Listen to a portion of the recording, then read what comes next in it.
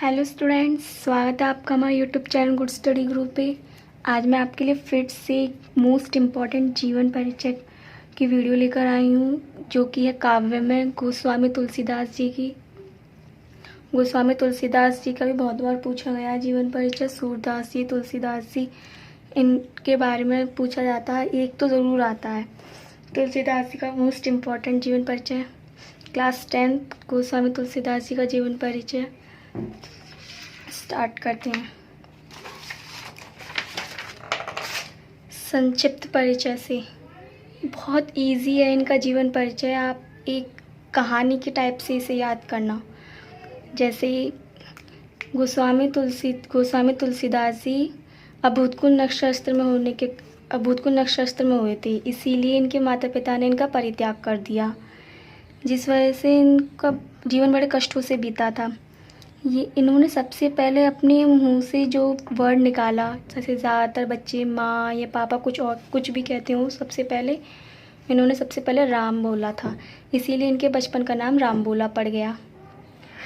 इनके वो गुरु जो थे बाबा नरहरिदास जी से, जिनसे इन्होंने शिक्षा ग्रहण की थी, और इनकी पत्नी का नाम रत्नावली था। दीनबंधु पाठक की बेटी थी ये बहुत शॉर्ट, आप बहुत इजी जीवन परिचय है इनका, बहुत इजी, बिल्कुल कहानी के टाइप से याद करिए, आपको बहुत जल्दी याद होगा ये। स्टार्टिंग संक्षिप्त परिचय शॉर्ट इंट्रोडक्शन से ये देना बहुत ज़रूरी है, क्योंकि इससे आपको बहुत अच्छे नंबर मिलेंगे। संक्षिप्त परिचय स्टार्टिंग जन्म संवत 1554, जन्म स्थल राजापुर, चित्रकूट, बांदा, उत्तर प्रदेश। बचपन का नाम तुलाराम रामबोला। गुरु का नाम श्री नरहरिदास जी। माता का नाम हुलसी तथा पिता का नाम आत्माराम दुबे। पत्नी का नाम रत्नावली। रचनाएं कौन कौन सी हैं? श्री रामचरितमानस, विनय पत्रिका, जानकी मंगल, पार्वती मंगल, रामज्ञा प्रश्न, दोहावली, श्री कृष्ण गीतावली आदि। भाषा शैली इनकी दो मुख्य हैं। जो भाषा शैली है वो अवधी एवं ब्रज भाषा है, और संस्कृत में सवैया एवं पद शैली। मृत्यु संवत 1680 में हुई थी, 1680। विशेष राजभक्ति शाखा के प्रतिनिधि कवि। ये था हमारा शॉर्ट इंट्रोडक्शन तुलसीदास जी के जीवन परिचय का। बहुत शॉर्ट में है ये, आप इसे याद कर लोगे, इसमें से आपके MCQ भी पक्के हो जाएंगे, क्योंकि जीवन परिचय में से बहुत सारे MCQ बनते हैं, खासकर कृतियाओं में से। अब लॉन्ग में आप कैसे लिखेंगे? कविकुल कमल दिवाकर संत शिरोमणि गोस्वामी तुलसीदास जी का जीवन अंधकारपूर्ण रहा। कविकुल कमल दिवाकर संत शिरोमणि गोस्वामी जी का जीवन अंधकारपूर्ण रहा, मतलब ज़्यादा अच्छा नहीं गया था उनका जीवन। इनकी जन्म तिथि एवं जन्म स्थान के विषय में प्राय विद्वानों के मतभेद है, मतलब ना इनकी बर्थ डेट डिसाइडेड है, ना ही इनकी जो जगह बर्थ प्लेस डिसाइडेड है। बस अपने अपने हिसाब से सबने अपने मतभेद रख दिए हैं। जैसे कि डॉक्टर नगेंद्र ने इनके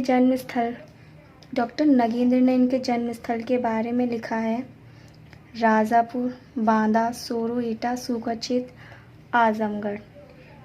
ये नाम है जगह जी, जिसमें बांदा, सोरो कहाँ पे, एटा, सूखाछेद, आजमगढ़। इनके हिसाब से इन तीनों में से किसी में हुए थे, ठीक है। अब तुलसीदास जी सरयू पारी ब्राह्मण थे। इनके माता पिता का नाम श्री आत्माराम दुबे तथा माता का नाम हुलसी था। संक्षिप्त परिचय में ये जो भी यहाँ जानकारी है वो संक्षिप्त परिचय में मैंने आपको पहले ही बता दी है। इनके माता का नाम हुलसी और पिता का नाम आत्माराम दुबे। ऐसा कहा जाता है कि तुलसी का जन्म अभूतपूर्व नक्षत्र में होने से इनके माता पिता ने इनका परित्याग कर दिया। जैसे कि स्टार्टिंग में मैंने आपको बताया कि इनके अभूतपूर्व नक्षत्र में हुए थे, इसीलिए इनके माता पिता ने इनका परित्याग कर दिया। वही लाइन यहाँ कि अभूतपूर्व नक्षत्र में होने से इनके माता पिता ने इनका परित्याग कर दिया, मतलब इन्हें छोड़ दिया। इस प्रकार इनका जीवन बड़े कष्टों से बीता। इनके बचपन का नाम रामबोला था। सौभाग्यवश सौभाग्यवश इनकी भेंट बाबा नरहरिदास जी से हो गई, जिनके साथ ये तीर्थों में घूमते रहे तथा विद्या अध्ययन भी करते रहे। इनकी कृपा से तुलसीदास जी वेद, वेदांग, दर्शन, इतिहास, पुराण आदि में निष्णात हो गए।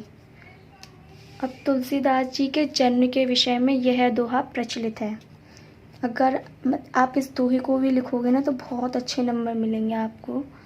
एक अलग मतलब आप इस अलग पेन से ही लिखना, जैसे कि आपने ये पूरा लिखा है ब्लू पेन से, ठीक है, आपने ये पूरा ब्लू पेन से लिखा है, तो इसे ब्लैक पेन से हेडिंग के तौर पर यहाँ से इन्वर्टेड कॉमा करके यहाँ से इन्वर्टेड कॉमा में बंद कर दीजिए, बहुत अच्छा लगेगा ये। पढ़ते हैं। 1554 बीसे कालिंदी केती, श्रावण शुक्ला सप्तमी, तुलसी धरियो शरीर। क्या है? 1554 बीसे कालिंदी केती, 1554 बीसे कालिंदी केती, श्रावण शुक्ला सप्तमी, तुलसी धरियो शरीर। 1554 जैसे संक्षिप्त परिचय में आप पहले बता चुके हैं का जन्म कहाँ होता? 1554 में, 1554 में हुआ था। यही इसमें लिखा है कि 1554 में श्रावण शुक्ल सप्तमी के दिन तुलसी का जन्म हुआ था। अब नेक्स्ट, अब तुलसीदास का विवाह दीनबंधु पाठक की सुंदर और विदुषी कन्या रत्नावली के साथ हो गया। किसके साथ? रत्नावली के साथ। इन्हें अपनी अत्यंत रूपवती पत्नी से अत्यधिक प्रेम था, मतलब इनकी जो पत्नी थी, वाइफ जो थी, बहुत सुंदर थी, इन्हें अपनी पत्नी से बहुत प्रेम था। एक बार पत्नी द्वारा बिना कहे मायके चले जाने पर ये अर्धरात्रि मतलब आधी रात में आंधी तूफान से लड़ते हुए अपने ससुराल जा पहुँचे। मतलब एक बार इनकी पत्नी ने बिना कहे अपने मायके चली गई थी, जिस पूछने के लिए कि क्यों गई, कैसे, नहीं लग रहा था ये छोड़ तो नहीं दिया, इस वजह से आधी रात में अपनी ससुराल गए थे। इस पर इनकी पत्नी ने इनकी भर्त्सना रत्नावली दोहावली में की है। अस्थि चर्म में देह मम, तामे ऐसी प्रीति, तैसी जो श्री राम में है होती ना तो भववीति। अस्थि चर्म में देह मम, तामे ऐसी प्रीति, तैसी जो श्री राम में है होती ना तो भववीति। से भी आप ब्लैक पेन से लिखना। अब अपनी पत्नी के फटकार से तुलसीदास को वैराग्य हो गया। मत इनकी पत्नी जो थी, इन्होंने अपने पति को बहुत समझाया, जब जाके इनमें थोड़ा डिसिप्लिन मतलब कुछ आया कि इनको भी अपने जीवन में कुछ करना चाहिए ताकि विश्व याद रखे, तो इसीलिए ये श्री राम के पवित्र चरित्र का गुणगान करने लगी। किसके? श्री राम के पवित्र चरित्र का गुणगान करने लगी।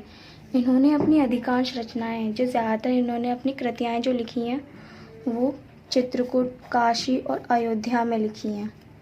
काशी के 80 घाट पर सन 1623 ईस्वी और श्रावण मास के शुक्ल पक्ष की कृष्णा तीज को वी संख्या 1680 में इन्होंने अपना देह त्याग दिया। इनकी मृत्यु के बारे में लिखा है, संभवतः 1680 80 गंग केती, श्रावण कृष्णा तीज सनी, तुलसी तज्जु शरीर। क्या है?